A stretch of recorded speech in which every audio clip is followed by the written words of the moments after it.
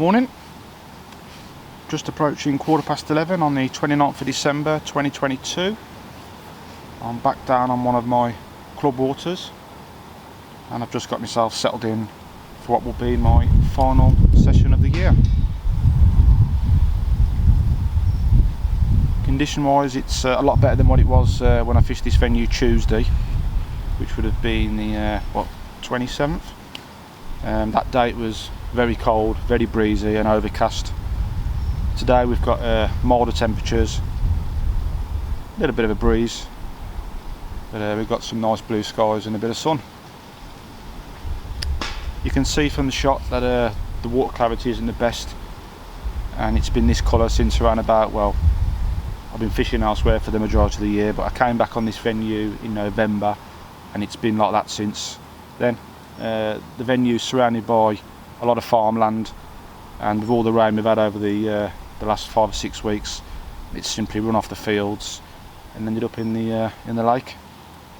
But by tweaking my approach in the way of high-vis hook baits and plenty of smell, the fishing certainly in November has been very productive, which was topped off with easily my biggest carp of the year, which was back in November, which was a lovely mid-20 common. Up till last week, this lake had a lid on it, and obviously all that ice has melted and ended up in the lake. And yeah, the fishing's been a lot tougher. I'm currently on 3 blank sessions, but that's the way it goes over winter. But as I always say, you can't catch them sitting at home.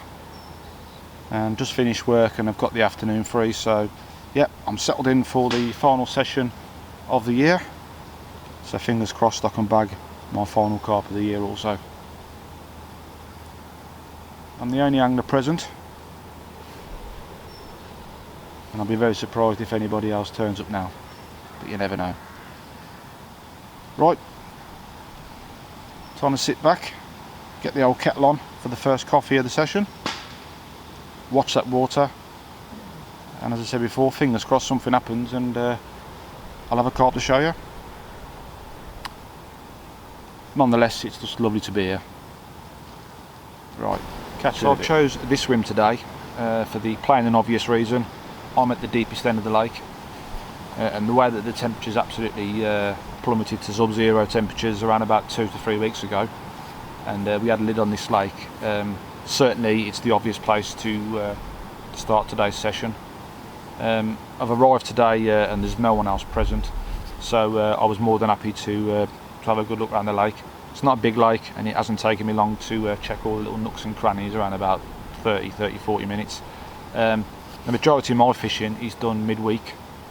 I'm fortunate to get a few afternoons off, and yeah, if I arrive and there's nobody else present, I'm more than happy to go and have a look before deciding on where to fish. But if I do arrive and there's people already here, it's a no-no for me. It's just a personal thing. I just feel that, yeah, it could interfere and disturb other people, and yeah, I like a quiet and peaceful life. Don't want to upset anybody. But today there was no one here, so I've had a good look round. We've got a little bit of a breeze, but it's not as bad as it was on Tuesday. So there's been periods where it's been flat calm, but yeah, looking all over the lake, didn't see any obvious signs of any fish movement or fizzing or bubbles. So this is the starting point. From this shot, you'll notice I'm not actually sitting on top of the rods, but I'm not a million miles away from them, and I've done that for an obvious reason. Just a preference again. I feel that if I'm really close to the rods, I mean, I fish in open water, so if one does happen to rattle off, yeah, there's no problems with it getting in a snag or, yeah, doing me up. I choose to sit, if I can, and the situation allows, just a little bit away from the rods. That gives me a good scope of the lake, and I'm constantly looking. As if I'm sitting right next to the rods, I don't think, in my opinion, you get the best in the way of a visual look. Just a preference thing, but yeah, as I said before, if one does rattle off, I'm not a million miles away and I'll be on it like a flash.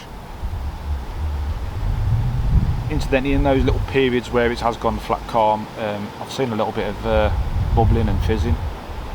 I will add there's quite a few bream in this lake, and I was unfortunate to go and catch one on Tuesday. Big old bream, dinner plate size, but yeah, not the intended species, and certainly not good sport when you're fishing with strong rods, big lines. Yeah, no finesse is it, literally. When I picked the rod up, the battle was over and I dragged it in. But yeah, that little bit of fizzing that I saw was encouraging. I'm not quite sure because, yeah, when you look at the water for a bit, sometimes your eyes can play tricks on you, but I think I did see a vortex and possibly a fish just stick its nose out. Not 100% sure, but certainly the fizzing's given me a little bit of confidence. That breeze has got up slightly, but it's still fairly mild, and we're coming up to 12:30, so yeah, I've got till at least R3, 3:45, so I've got a little bit of time. But it's all about one fish this time of the year, and it'd be lovely to end the year with a wet net.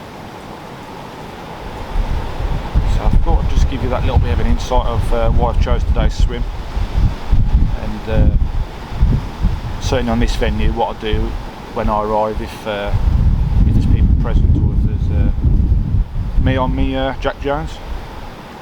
Right, I might show you my bait that I'm using on this session and what I've been using over November in the next little bit of a segment, but I think it's about time after waffling on. Right then, kettle back on.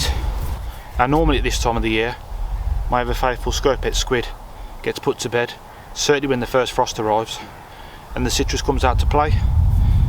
But with the current fishing situation that I'm faced with and the clarity of the water, I've had a bit of a rethink, and I've gone for a bait from the Instant Action range, and I've opted for the Pineapple Crush.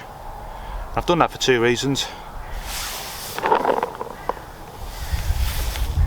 That's a proper yellow, hopefully this camera can pick it out, and it's seriously visual in the clarity of this really horrible chocolatey mucky water. And the other reason is the pineapple itself. It's got a fantastic track record in cold water fishing conditions, complemented with the Instant Action Booster Juice, which yeah, all the baits get submerged, saturated and left well in advance to marinate basically before fishing. Complementary with a small solid bag, my ever faithful twisted multi-rig. There you go, simple as, and it's been working for me throughout November and December. Short and sweet, brief insight, hopefully it found it of interest.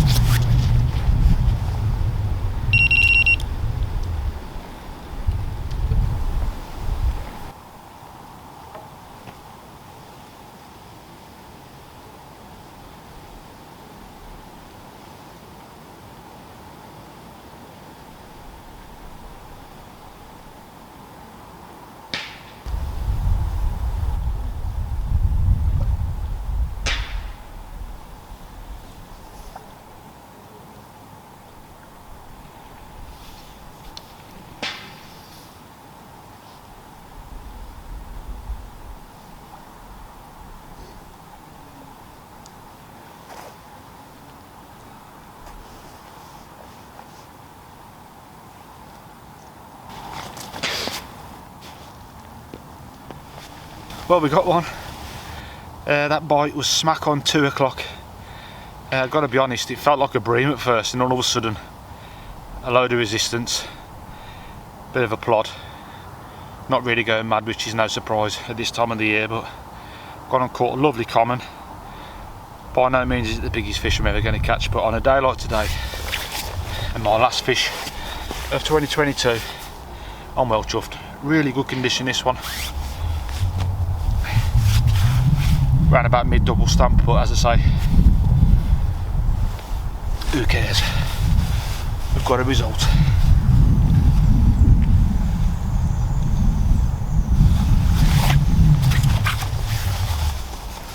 Just dropped him in the edge while I got everything sorted, so I might do a bit of flapping.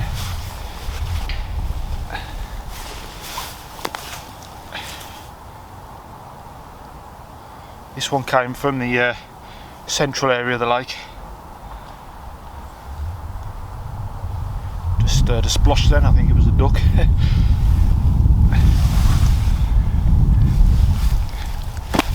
Yeah, a bit of a breeze here. It's slightly warmer than in the water, so no doubt this fish is feeling a bit uncomfortable.